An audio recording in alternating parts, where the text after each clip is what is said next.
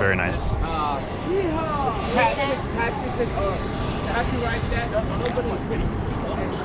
I'll just go behind, let them walk right by everybody and go on the back of it. Here, 1 second. Can't see. Can't see shit.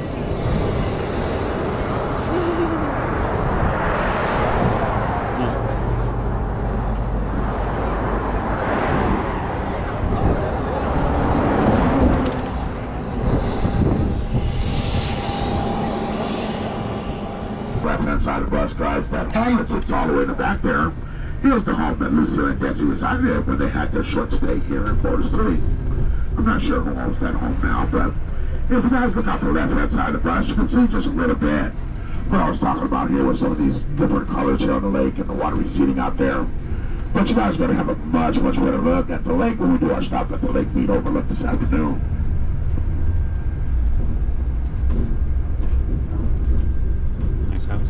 This is what you call waterfront property in Las Vegas, guys. That's about as close as you're going to get to it. Guys, we're just about 7 or 8 minutes. A lot of dioramas.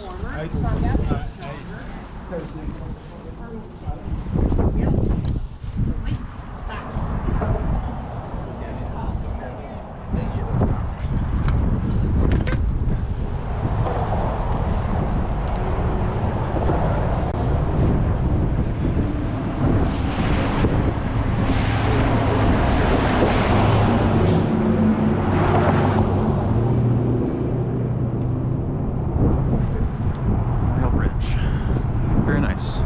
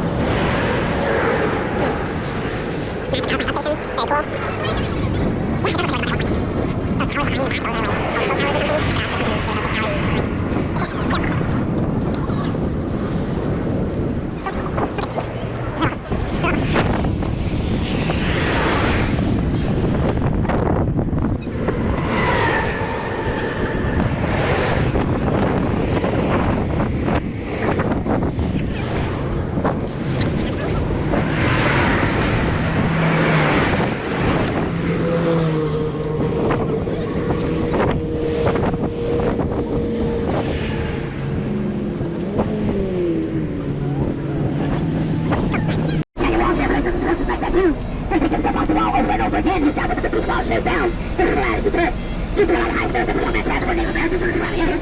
Instead of the mixed with everybody else, so just about 95% of the high scores were Native American. On the left-hand side of the bus, once again, guys, these 2 angels that you see, these angels aren't very long, but they lost their lives here at the Hoover Dam. Now, just like everything else here at the dam, these angels come with a story as well. These angels are said to bring good luck and fortune, but in order to get that fortune, it's just a little something you have to do. You have to rub the toes. Don't think I'm crazy. I'm going to show you the toes now. You look at those toes. People have been rubbing on these toes for years and years trying to get that luck back to Las Vegas. Now, they've been rubbing on them for over here for about 6 months. So I was talking to the security guard. I moved yesterday. They were I was like, man, what's taking so long? With the monument over here, I guess one of the construction companies threw away some of the stones that were there. They were not supposed to throw away anything. They threw away a part of history here. So I believe the government is suing that construction company. They threw away a lot of stuff they weren't supposed to. So that's what's taking so long with that project. But I was talking to guys about bleaching peroxide and all the different colors here on the lake clips. Well, if you guys look out the left-hand side of us, Everything that you see out there right now that's a light tan, well, that light tan means the dark brown. That's where the runners were out here less than 20 years ago now. When you look at this, folks, you have to imagine this again for another 120 miles of the same amount of water loss, right? And we're not even have to do is run the lake here. And again, part of this is due to climate change. I'd say about 60-70% of that is climate change, and another 30% is definitely going to be as usage, with all the growth that Las Vegas Valley has had in the last 20 years. Yeah, the guys are on the left-hand side of us once again, all the way at the very top of the ground here. There's a small rock formation up there.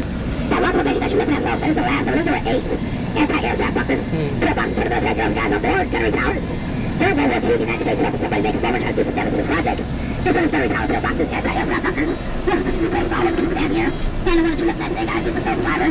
And again, it's not a whole lot, but just another cool part of history. Like I said, guys, we have to say it all day long. Just another cool part of history here at Hoover Dam. We'll go to the top of the hill and get the bus turned around. If we look over, you're going to see where there's a little window cut out there, and it lifts up somewhere in the back. I'm not exactly sure how, but I'm sure it lifts up somewhere in the back where guys can get in with those machine guns and be ready for anything to try to rely over and damage this project.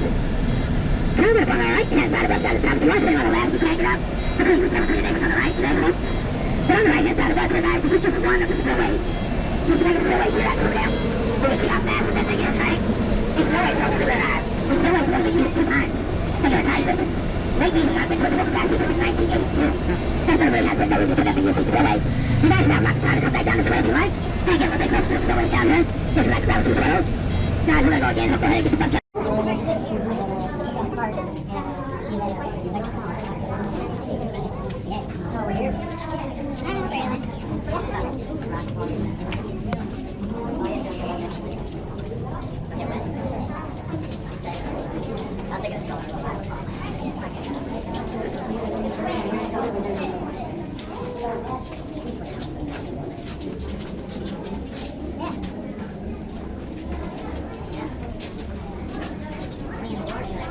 Yeah, cool mechanism here for the door, just like a boiler room.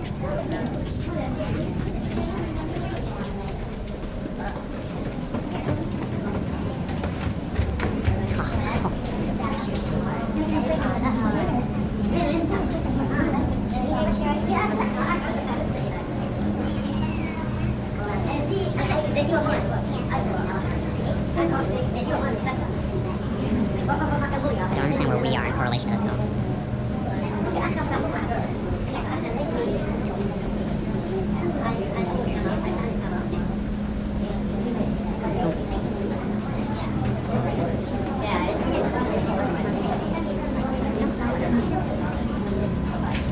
don't know about you, but that pipe definitely has some structural concerns.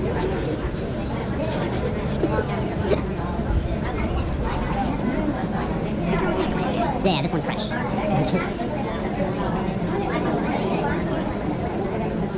Sorry. So there's a fallout shelter sign up there. That's kind of cool.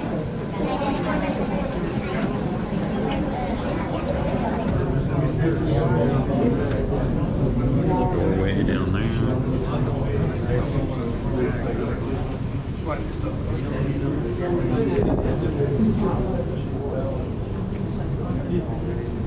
Same tile as school. All right, welcome to the diversion tunnel, everyone. And for those of you who didn't take the elevator ride on the way down with me, my name is Bonnie. I'm going to be your tour guide today. I'm going to tell you a little bit more about the construction of the dam before we go over to the power plant, and also show you our neat little map we have here of the infrastructure, well, things you can't see from up above.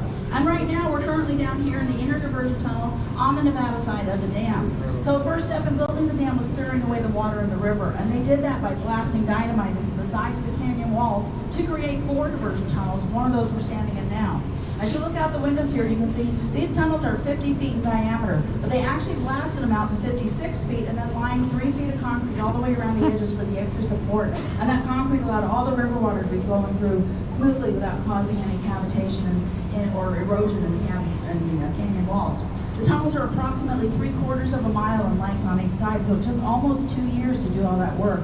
And then when they were done with that part, to get the river water to go into the tunnels, they took all the excavated dirt and rock and dumped it into the upper part of the river to create a smaller dam called the coffer dam. The upper coffer dam diverted that river water coming down, forcing it to go in the tunnels, so the water went around on each side and came out at the lower end. And they built a lower coffer dam just to prevent any water from backing up into that construction site, which was about a half mile in length. And with the two smaller dams in place, they still had to continue digging and scraping away all the extra water and mud and dirt, rock, loose debris, until they hit a hard, solid bedrock foundation for the base of the dam. And that turned out to be down another 135 feet until they hit bedrock. Then they brought more work crews in, and this is during the early 1930s Depression era. Those crews worked diligently round the clock with only 2 days off a year. They were lowering huge buckets filled with 8 cubic yards of concrete, enough to fill up an entire cement truck like you see on the roads, lowering from the top of the canyon walls by cableways down into the wooden box platforms they built to keep building up the dam. At the height of construction, they timed it where the big buckets were coming down every 78 seconds, 24 hours a day, 7 days a week, nonstop.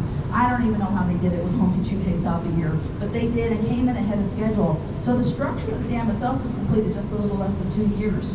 But before that was done, they closed off 3 of the tunnels with huge steel gates and concrete tunnel plugs, which allowed water to start flowing up behind the dam to start creating Lake Mead, while one tunnel was left open to keep water flowing down the river. They built intake towers, putting those towers higher up in the rock ledges on the sides.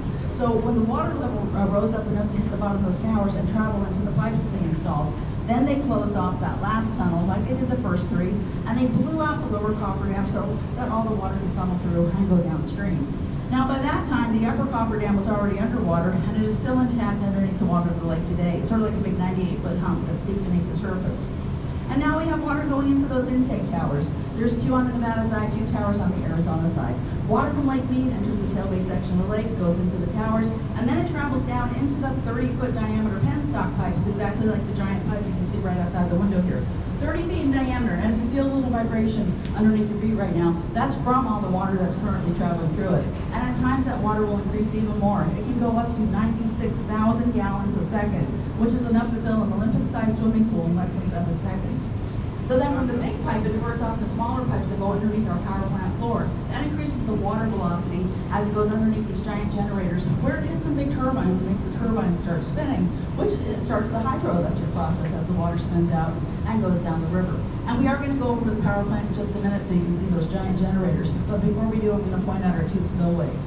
There's one on the Nevada side and another on the Arizona side. And those spillways are very important to the dam because we never want to take a chance that water will ever rise up and flood over the top of the dam. So our spillways sit 27 feet lower than the top. And there's also gates that run along the sides of those, which can help control any water which may ever arise. That way, if it does, the water will go down into the sides of the spillways and drains out into other tunnels that were built over the tunnel plugs using the outer diversion tunnel to go down the river, so we never have to worry about anything ever flooding over the top of the dam. And so far in Hoover Dam history, those spillways have only been used twice. The first time was for testing in 1941 when the lake was first built, and the second time was a flood emergency we had in 1983. There's a lot of rain and snow that year up north, and actually a blizzard came up in the Rocky Mountains late in the month of May. So when all that snow was melting, it came down the Colorado River so hard that the level of Lake Mead rose to 7 feet below the top of the dam, as you can see in that picture. So this is the backside. That little wall is the top of the dam. We got the tops of the intake towers, and the water was gushing down into both spillways. This is the Nevada side. As a local growing up in the area, it was huge news at the time because it ran continuously for 63 days straight with floodwater that just kept coming. To see it was amazing. The pressure was so hard coming over the side of the spray coming back up in the air and water gushing out of the base of the tunnels. I tell people I think it's better than any water show you can see the flush. And for anybody who was wondering, it's on 83, not 1941, because I'm not that old.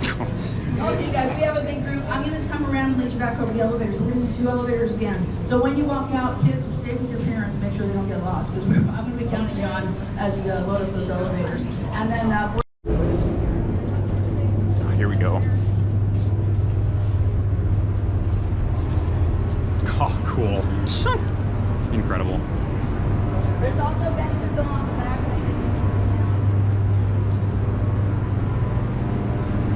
Right here.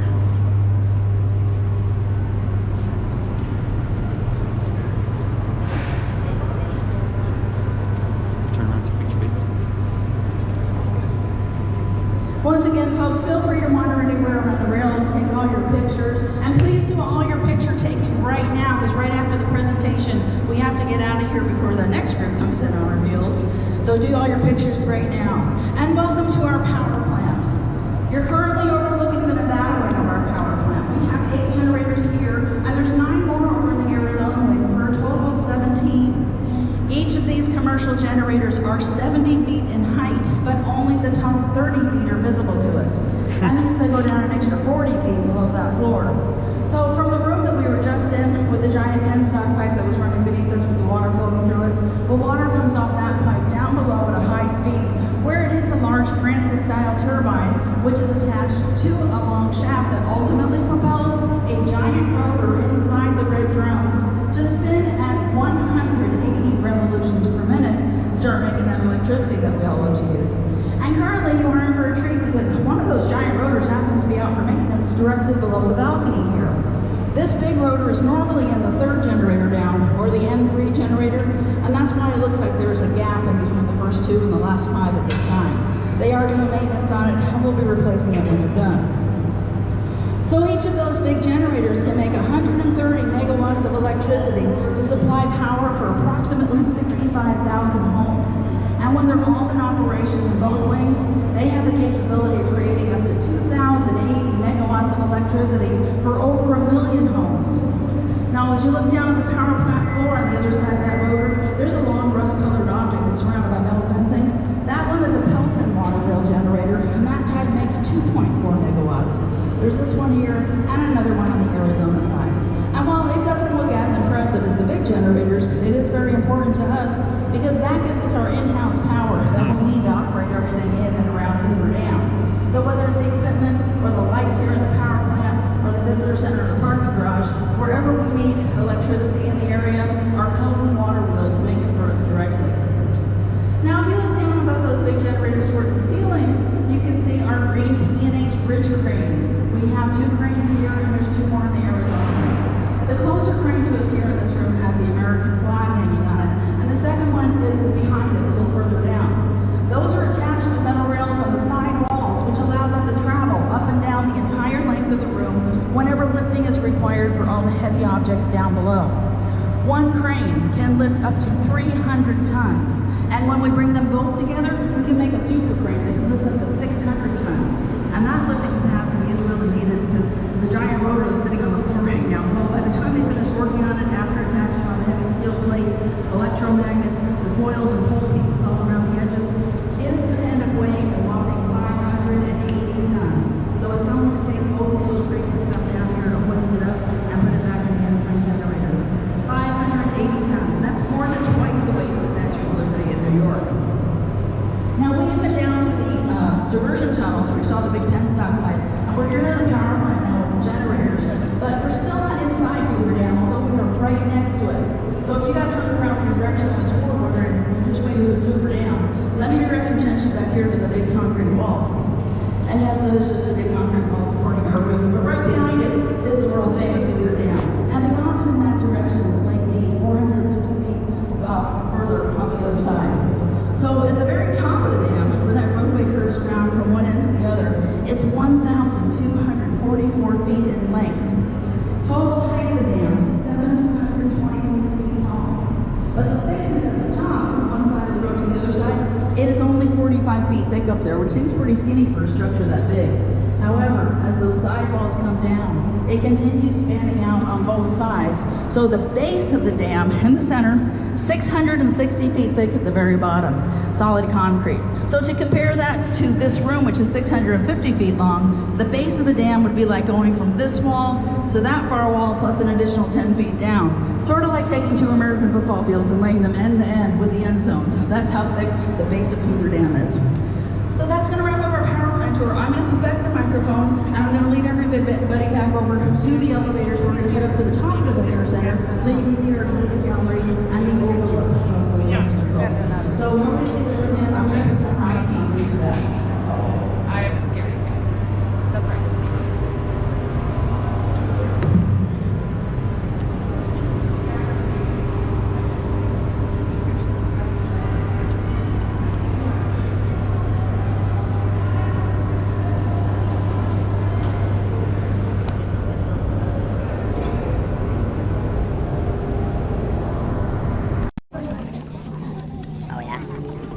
Used to deliver large equipment from the road to the branch below.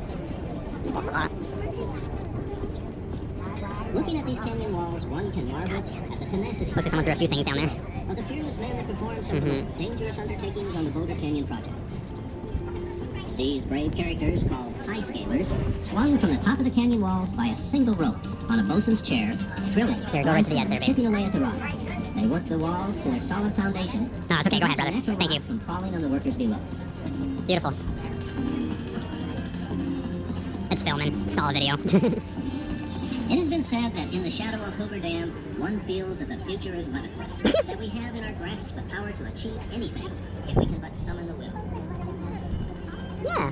Thank you for coming and seeing one of the 10 most honored construction achievements of the 20th century. God, I don't want to do it. Feel I free don't like to being there. stay and take all the pictures you wish. The next presentation is located across the street at the flagpole.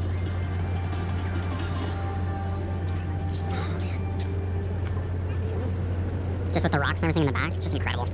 What a view, what a sight. Yeah, it is so warm. Welcome to the observation deck overlooking the world-famous Hoover Dam.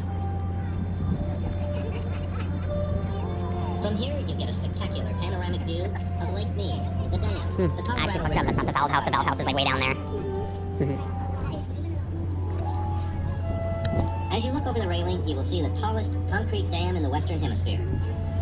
Hoover Dam stands 726 Wave feet to the tall people on top of the and bridge. stretches 1,244 feet across the top, but only 78 feet across the Oh my base. god, like, yeah, just elevators. It Yeah, I looks know. somewhat like an upside-down pyramid.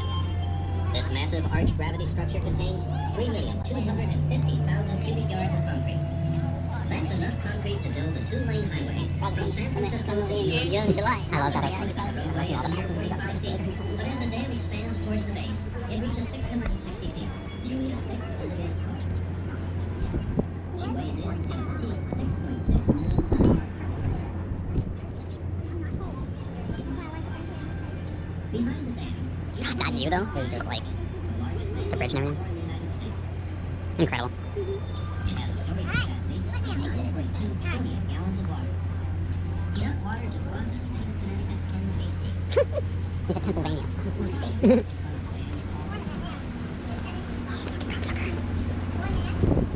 How is this just open and they don't have any problems? Like, I just... You know what I mean? How's it not one shit-eating kid that, like, does something bad? Fantastic day at Hoover Dam.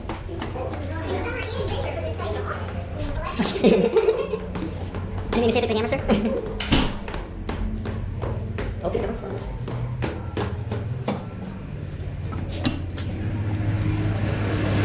Nice truck.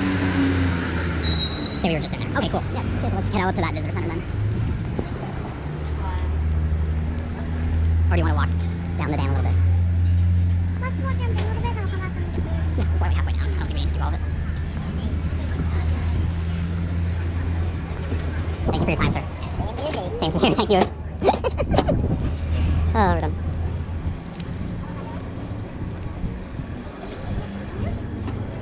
I feel safer like this angle. I know that it's not gonna be bad. I like standing right here. Oh. It's so hollow. Fuck, this is incredible. The fucking size of this. You can really see like the slabs that like they concreted. Like you can see the lines in it. Oh, let's do a bit of walkie walk. What's over there on that exhibition? I think it's an extra ticket thing. There might be the longer tour. Yeah. Let's see if we can get in there. We still got like a little bit less, 45 minutes. That might be this one. What? Directly in front of the monument is the American Ball Museum.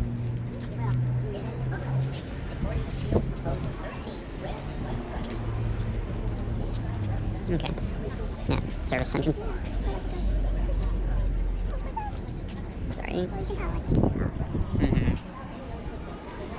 Ugh. I'll stand on this thing.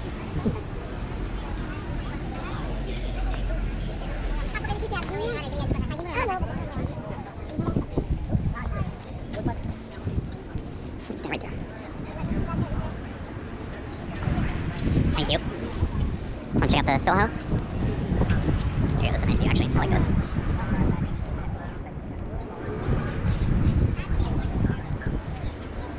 Cool. Yeah, let's go check out the yep. Sorry. Oh. We got 9%, Danny.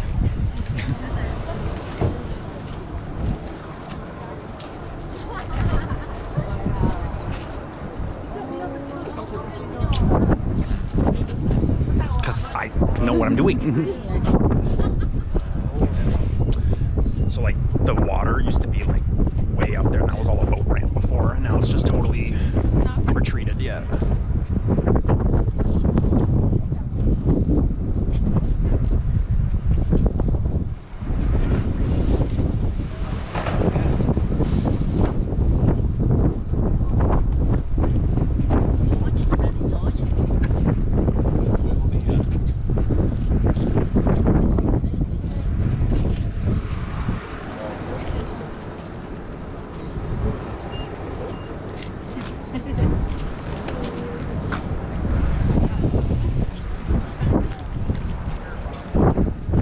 Not bad.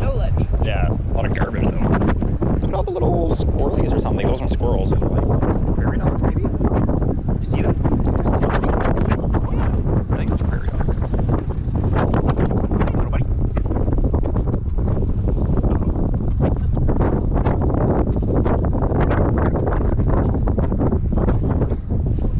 Man, this is quite the drop though. Still. It looks like a nice ATV quad or something. Yeah, exactly. One more nice little picture, please.